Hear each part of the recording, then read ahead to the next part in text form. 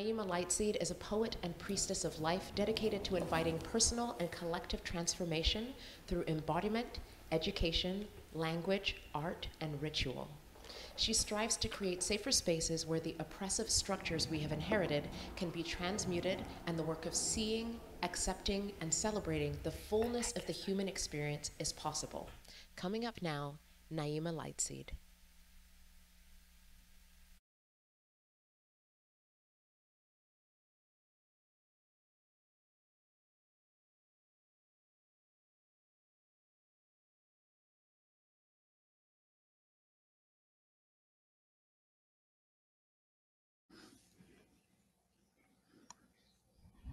A whisper draws us into the remembering of all we have ever been and all we may yet become. Dragged over jagged rocks by our exacting vigils, our quests for the grails of truth, life reminds us to breathe, to listen, to allow immortality to find us. She whispers, her lilting subliminal song, an invitation to recognize the stardust and earthbone of our soul's marrows. That when we let these bodies go, we will only leave behind the immensity of our love and the tenacity and authenticity with which we shared our art. She whispers, I tune my ears and heart to the depth of quiet and the symphony of dawn. Listen for the pulse of life hidden within every moment.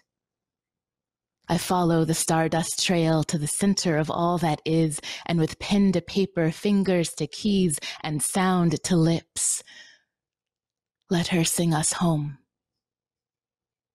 Listen. It is our listening that keeps the muse playing, our attuning that reweaves the world. The question, what am I hearing?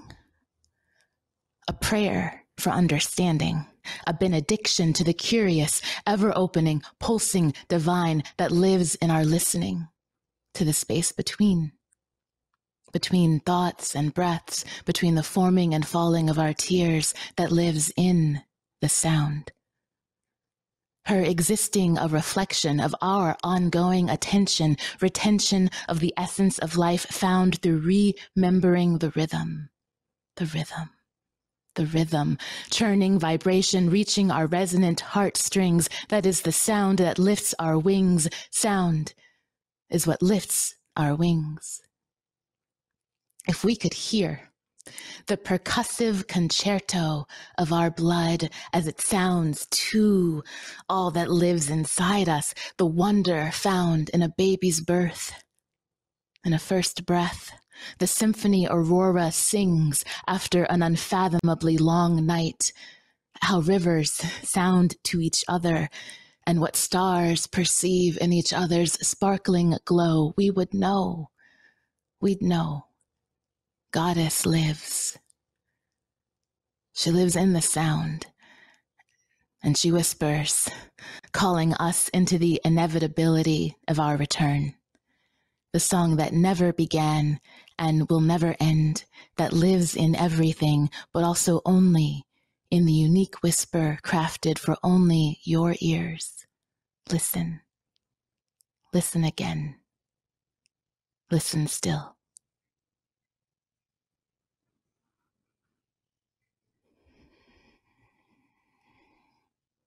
Hi, everyone. I am Naima Lightseed. I am grateful to be abiding in the home of the Multnomah, Chinook, and Kalapuya people, what is so called Portland, Oregon. And I am so grateful to get to be a part of this experience today. I've been lovingly blasted open by our grandmother this morning and Leah just before me of just the power and the majesty and the beauty and the artistry already woven here, and the multiplicity of experience that we all bring to this inquiry, this question of what lives within the heart of the feminine. And so I'm so grateful to be here. I offer my poetry as a prayer for healing, as a call to that within you, which might remember the creative, potent being that you also are.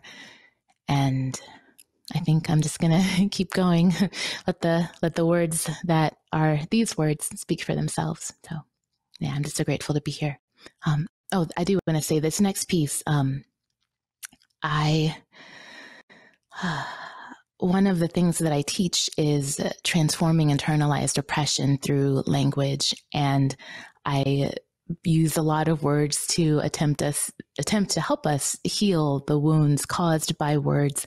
And really, I could sum up a lot of the class in this next piece called Lexicon.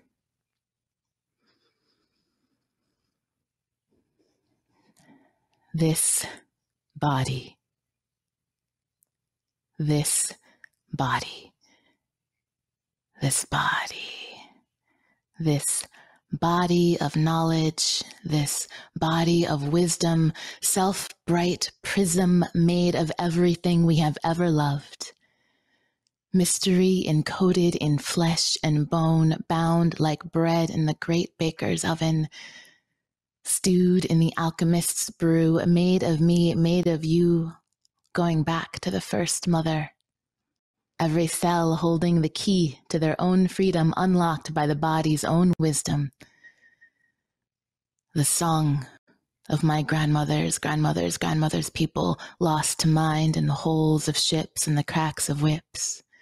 The magic of our sacred blood, lost in spun cotton and cheap tranquilizers. The knowingness of our intrinsic interconnectedness, lost to missionaries' book and soldiers' blade and profiteers' bank, all remembered, always known in the bodies we finally call home. I call this body home. I ask in the language beyond words for the truth beyond wounds. The rewoven stories and unwinding muscles all offer the same benediction. We have always been holy. Holy, holy, holy, holy, holy. We have always been home. We need only listen to our bodies of wisdom.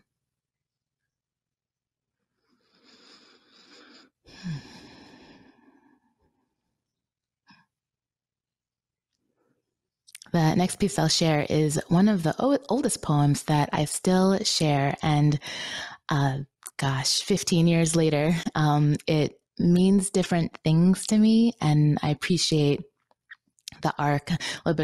Feels related to a bit of what Leah was saying before, of like how the poems, how the stories kind of change us, and both my relationship to this poem has changed, and also understanding this poem as part of how I interact with the world, I'm sure has shaped my life experiences. So this one is called Map. Following the clues on this modern day quest, a new way of putting our faith to the test, following my heart to find a part in this epic play of life reset. And it's not quite like back in the day, no apparent dragon in need of a good slay. It's time we lay our notions aside. The lie? An economy built on slavery. The journey? To set each other and ourselves free, and I recognize that it starts with me. I can't just walk on concrete to reach the mountain cave. I've learned that dragons are my allies, and all my friends are witches. Rainbows rarely end on flat ground or start without a storm, so I climb, swim, fly to reach my pot of gold, which is not just green and once found can never be sold. Following the clues on this modern day quest is A new way of listening, a different kind of treasured chest awaiting. The map is not always tattered yellow paper. Sometimes it's a specter of sacred geometry or a diagram of our diaphragms, how to breathe through our bodies, how to heal with our hands. The little birdie still tells us where to go, how to flow, but now they're 5'4" in platform boots and dayglow fur, and the guardian of the threshold is checking IDs, and the dragons we can see are painted on the tapestries or tattooed on our bodies, but still, we are in the magic land. And we must know when to wield our swords, when to sweep ourselves, when to climb those trees, when to humble ourselves in the holy places. We must understand the measure. We are the treasure we seek. If we are ever going to find it, ask why it was hidden in the first place. This race with a new pace can only lead us away from or back to home. And our folly as we hide from or chase what could only ever be inside us. Following. It's the quest that defines us.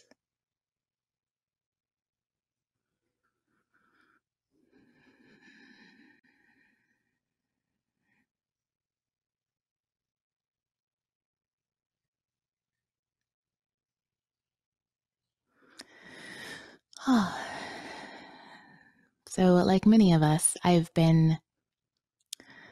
can't help but tune into the grief of all that's happening right now and the collapse we find ourselves in. And one of the reasons that I write poetry, create art at all, is for the sanity making of, having expression for those feelings, as well as an attempt of inviting healing through the process of creation. That's why I call my work medicinal poetry, because I feel that art making has the potential to support us in the healing process. And as I was preparing for this, I realized I had 4 poems that I wanted to share that were all intimately related on this theme. And so I wove them together into this kind of epic mashup that I will be sharing for the first time now. And I think of all of them, this is true, but this one in particular, I want to really invite you to whatever degree is, safe and available to you in this moment, to let this touch the tender part of you, and to let this give you, a little more permission, a little more invitation, a little more support to allow the feelings that need to move to move and be felt.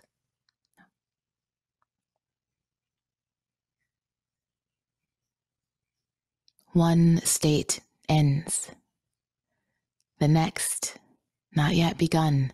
Are we flying or falling? Is there a difference? A crustacean could think the world is ending when their too small shell squeezes them out. A caterpillar struggles with impending oblivion before the miracle of flight. Evolution is rarely instantaneous, and the infinities between ordered realities can seem interminable. The gnosis of a future emerging from our tears and refound breath must be lived to believe. We find ourselves incoherent, underwater, uncertain how to tell up from down, past from future, honest concern from the voice of fear, self-nurturance from sabotage, how to follow the light in a windowless vessel, how to breathe when the smoke is so thick we cannot see the sky. Listen for the quiet spring, the birthplace of wisdom in the depths of nothing. The fecund bottom, silence so thunderous it pierces the noise. Calm so rigorous it pauses the mind's spin. This is the death that gives life. the grief below grief, the black river that absorbs all light, melts it, removes story, discernible form, the pain that taps us into the all-pervasive darkness at the heart of existence. Tears bring water to deserts. Oases spring from unquenchable longing. I do not own this sadness, this rage. This heartbreak is not just mine. This is the anguish of everything we have ever lost. Every human frailty and the cost of being fully alive, which is knowing that thing dies and we must not waste. Mystics meditate in charnel grounds and smear their chests with ashes of the dead to remember this. Pretty flashes of all-we-can-eat pop reality can distract us from our mortality for a while, but eventually make of us just hungry ghosts, not laughing all of our laughter, nor crying all of our tears, nor honoring our gifts. The effulgence of a free dance, the fullness of a deep breath, the ecstasy of warm sobbing that opens us to true aliveness rises from the acceptance of life's impermanence and love's preciousness. My coat is too tattered to give warmth anymore. The familiar roads are all crumbled now. I think perhaps I've lost my way. Never mind. Will never just mind. Beyond logic, I sense you, bearing the other side of the bridge. I am now antimatter. I see you in the negative space, feel your gravitational pull, our forms found in the impossibly immense nothing that holds all that is. So I lay my head on burned ground, resting on a clear-cut forest soil,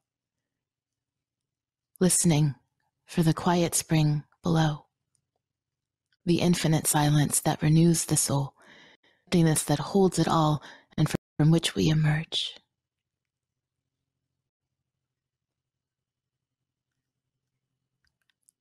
The future, not fixed, draws us forward as we reach towards it. Spider tickles my skin. We are weavers both. I draw filaments of light braided with heartstrings, play our yearning as a harp in a song not yet learned. Let the wind sing through me. Let the children sing to me. I am my mother's child and a child of the great womb. No thought will free mine of the legacy of slavery, only the careful unbinding of the dragon under my skin, whose volatile breath rips the pleasantries out of my mouth. The taste of ash gives me courage. We have no time to waste. See our scales, weak men playing God. See our claws and shudder, recognize reckoning in a serpentine gaze. These underbellies, once rent and rewoven, wait for those willing to bear their own, can only be seen by those who have also braved fire, known unimaginable loss, lain down at a dried-up well, and found that the hardest and most necessary thing to do is to find one's voice and sing. Seeker. There is no one road to follow. The road is made by walking. Over stone and bone is made by breathing beyond everything you've ever known, and home is an ever-shifting experience in this time of changing timelines. The path is different on each one because it leads to a place that can ever be known, and only in the seeking can we ever be found. Baby birds Bits of primordial viscousness sticking to their uncoordinated wings do not judge themselves for their underdeveloped ability to sing. Roses do not believe they will only be worthy of love once their petals unfurl, and lion cubs roar with abandon, regardless of their obvious harmlessness. Embrace unblossomedness. Put down the sledgehammer of should, shaming the sap out of your soul and with which you shame others.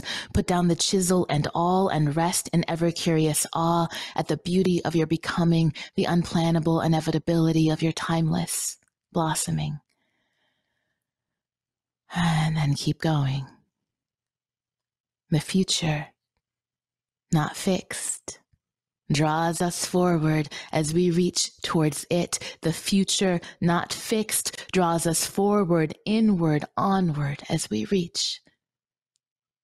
We learn that tears are pickaxes breaking through the concrete over our hearts, wails the tethers that bring our soul pieces home, outraged howls the hammers that destroy that which wastes life, fists to the sky and voices speaking truth to power, the shovels of the great turning. This weaving is not done in a day or a lifetime and cannot be done alone.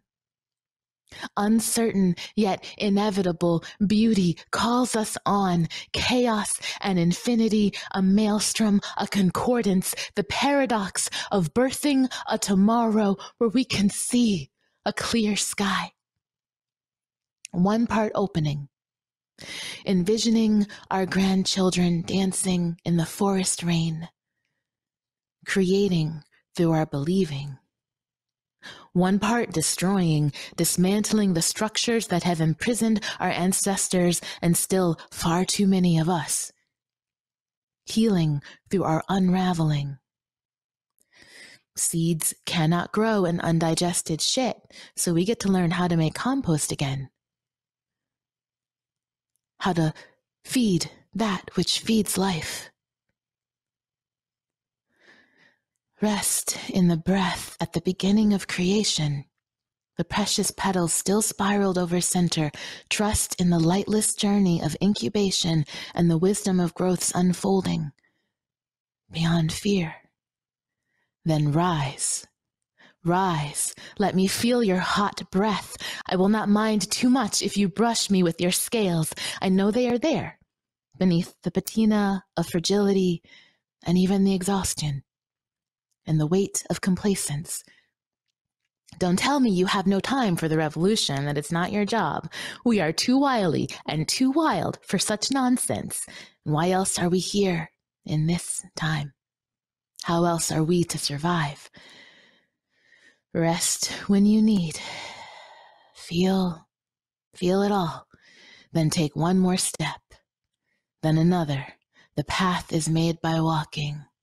Everything you touch, you change. All that you change changes you. The only lasting truth is change. God is change. God is change. Let us hold mirrors at appropriate angles, just so, opening our perception to new orientations.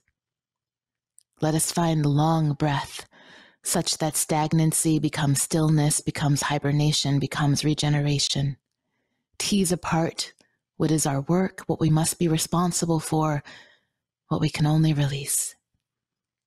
Let us send our sounds that we might locate each other in the echo, and through that reflection follow the repatterning spiral, feeling each other the waves and the fertile dark, and finally knowing ourselves and the next true step. Let us hear the wise, the wakening, and the real through all of the ages. Let us hear the truth song that calls us on.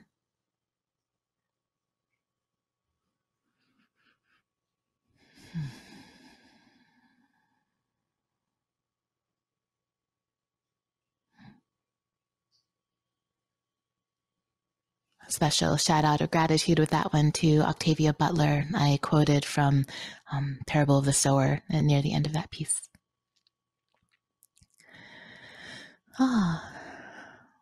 Well, I am coming up at the end of the time. I think I have enough time for 2 more pieces. And this next one that I want to share is kind of similar to Lexicon. It taps up, much easier to speak in the poems than in between. It sums up, taps into a similar theme earlier with the Lexicon piece where I was speaking to, I can say all of these words when I'm teaching, but the poem kind of sums it up. And this one is when I've tuned into what it means to be a poet. And I would say that extends to being a storyteller or any artist, really, and teaching people the skill of art making. No, it's called Teacher. When the time arises, I shall teach about writing poetry. But when I bother to weave the words to impart this art, it will not be through the conventions of form alone. Any fool can pick up an old tome and learn the tools that make this language roll off the tongue. Rhythm and rhyme, alliteration and metaphor may be dying devices, but enough people know of their power to keep them out of the grave. No. When I strive to leave a legacy official, not just those who have been given fish, it will be by imploring them to see everything, to look at the marrow of life the way a scientist studies cells. I will charge them to feel everything, to have their hearts broken until there is only heart dust left, like the sparkling debris of exploded stars, and let the flour of their shattered hearts be kneaded by the great baker into the bread they will feed their readers. I will invite my little poetlings to give away their most precious belongings, travel to a place where they do not speak the language, and listen to all the ways people convey love in words they do not understand. I will remind them that they can never be in charge of their gifts. They cannot demand that words come, though they can pray. I will warn them that if they choose the path of the poet, if they dare to look at their own geniuses, they may find themselves on their knees calling for the muse to return or leave them alone in season. Actually, I might not always tell them that last part. The madness of passion is a cost best discovered in one's own time and has its own gifts and lessons to teach us. But I will tell them. I will tell them that the deepest pain of the poet is not the receiving of visions that take one's breath away, nor the intensity of feelings that seem impossible for one body to bear, the challenge of being sensitive beyond comprehension or safety. No. The hardest part is that they will always fail. We always fail because our medium is imperfect. This is a losing. I wish I had a better word than battle. It's not a fight. More like an earthquake. Poets are oars people, using wooden sieves to scoop water out of leaking vessels, determined to reach a shore we cannot yet see as our ships sink beneath us, attempting to capture the ineffable beauty of life with a tool that is inherently flawed.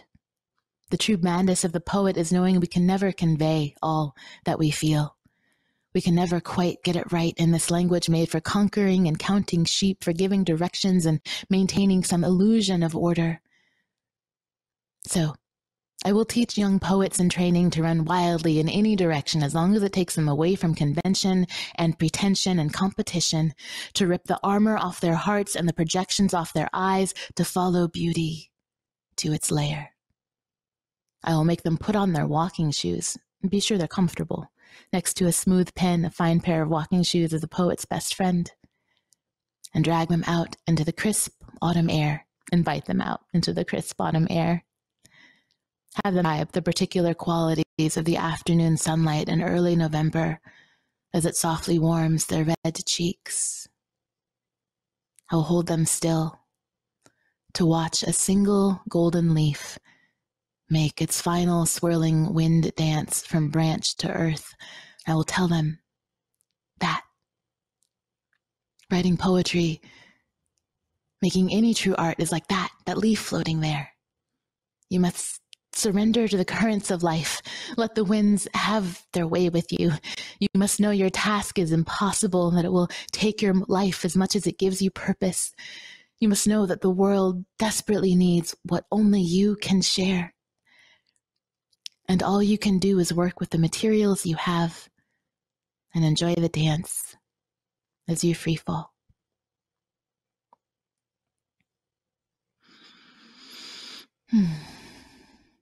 I have one more piece for you today. Thank you so much to this whole team for all the work that's gone into this happening and for inviting me to be a part of this. It's really, I'm very grateful.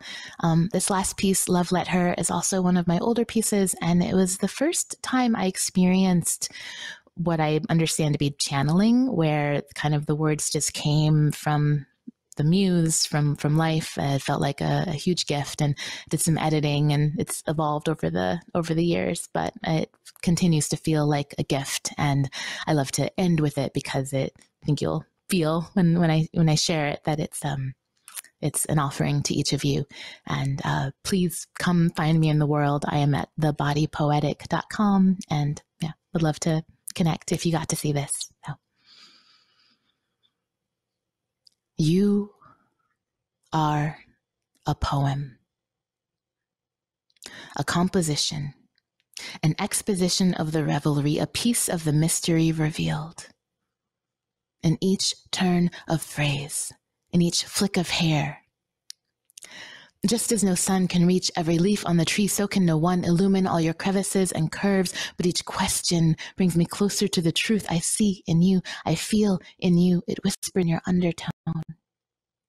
I extrapolate as we penetrate the darkness with our voices. The places where we meet become event horizons. Divinity means sees no division. This life, a revision of our history, our hierarchy, our pedagogy. I ask and you only say, more light, please. You are a poem, born anew every time I turn the page, take the stage, say yes to the mystery and not the assumption, with just enough gumption to know when to say, nope, not yet. We'll play more when we're ready. This heady presumption of falling into love is nothing compared to the constant discombobulation of a life lived in exploration, this theory, this question, this veil-lifting exercise. Now that we're learning who we are and who is with us and what the world needs from us right now, what will we do with our power? Let me be your composition. Tear down each of my constructs. Let each of my limits be a word in no particular order. Each of my glances a clue. Each of my prayers a step closer to you. You are the poem. A play of form and flow, of spiral, of joy and anguish, of all that has ever been and ever will be. Giving just enough to make us figure it out. Asking that we grow each time we listen to you, dancing in your color and light. Demanding that we pay attention because we only get to hear you once in this magic now. You say, we are just flowers unfolding. And I wonder, how do I reach your stamen without corrupting the petals? I am no bee. I want all the life, all the love, all at once, to dissolve in your ocean, to be so overwhelmed by a single ecstatic breath of your atmosphere that I lose all illusion of separation and become a million stars in your sky.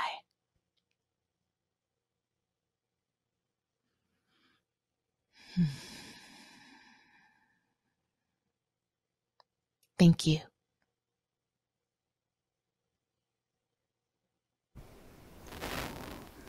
Thank you, Naima Lightseed. I don't know about you, Pulkaniques, but we were laughing, we were deep breathing over here. Just what an incredible, incredible performance. Just beautiful pieces back to back. And I just want to say, Naima, Goddess lives. Goddess lives in you, 100%.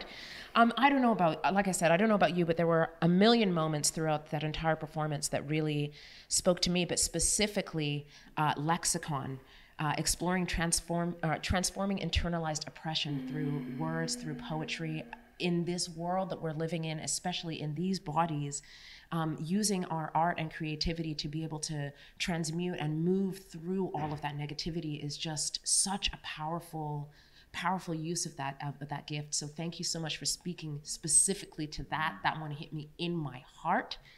Pulkaniques, what about you? What hit you? Oh my goodness, so many things. There's like a big waterfall whoosh of magic and beauty, and so many like nectar collectings here that I wrote down. And one of them was, the sky opened up and Naima's magic pours through listening hearts. Such a gift, such a gift. And another thing that came was like permission to soften into center. I remember at one point Naima had shared the like inviting us deeper, inviting us, you know, I'm kind of paraphrasing here, but inviting us into listening, into heart. And yeah, so many different being called into poetry was another. So just the experience of Naima is poetry. We're in love. We're in love. I don't know if you know. Naima, you crying? I'm in love. Sis, don't cry. We're coming to Oregon, okay?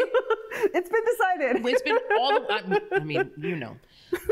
Yes, thank you so much for all of the magic that you shared with us today. Especially, again, just this idea of medicinal poetry and medicinal art and art that heals. We know as creators, as magic makers, as weavers, that the reason, I don't know about you, but for me, I make music, I make art because deeply inside, I'm internally a messed up person, and it helps me process the grief, the pain, the sadness, the anger, the history, all of that. So being able to like put that right at the forefront and say, this is medicine. I'm so grateful for that. And I want more of that. And also just another one that jumped out at me. We were laughing over here when you were talking about weak men playing God, but that's a conversation. That's a conversation for when we come to Oregon.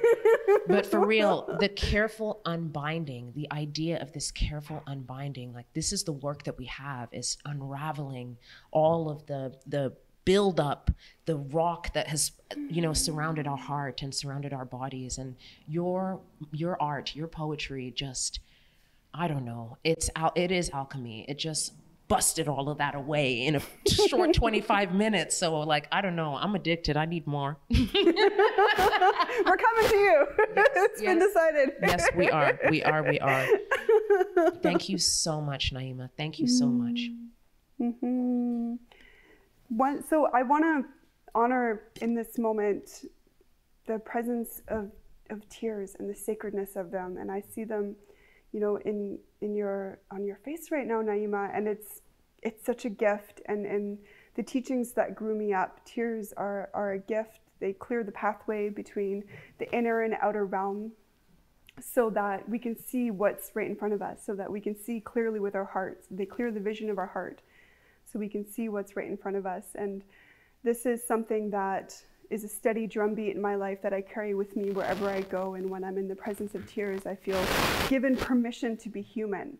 And it gives me hope that the softness and the tenderness of the feminine heart is surviving regardless of the atrocities and all the many things that want to take it from existence and push it down. And so I really acknowledge in this moment, from my heart to yours, from my ancestors to yours, the magic and the medicine of your tears at this time. And I want to go back and listen, but I quoted, I want to carry this with me as I share with tears in my journey as a facilitator, as a guide. The tears are a pickaxe picking away at the concrete of your heart. I was like, wow! Yes! Yes! You get it! I'm here with you in the getting of that. And yeah, thank you. Thank you so much. Thank you. For those of you in the audience, I hope that you have just been as blown away as we have by the incredible Naima Lightseed living in Oregon, but we're trying to steal them. Come over this way, please. Thank you so much for your performance, for sharing with us. And again, as Polkanique said, thank you for your tears, for your vulnerability, for sharing that with us too, because that's the magic. Mm-hmm. Thank you. Thank you. Thank you, dearest. Mm-hmm.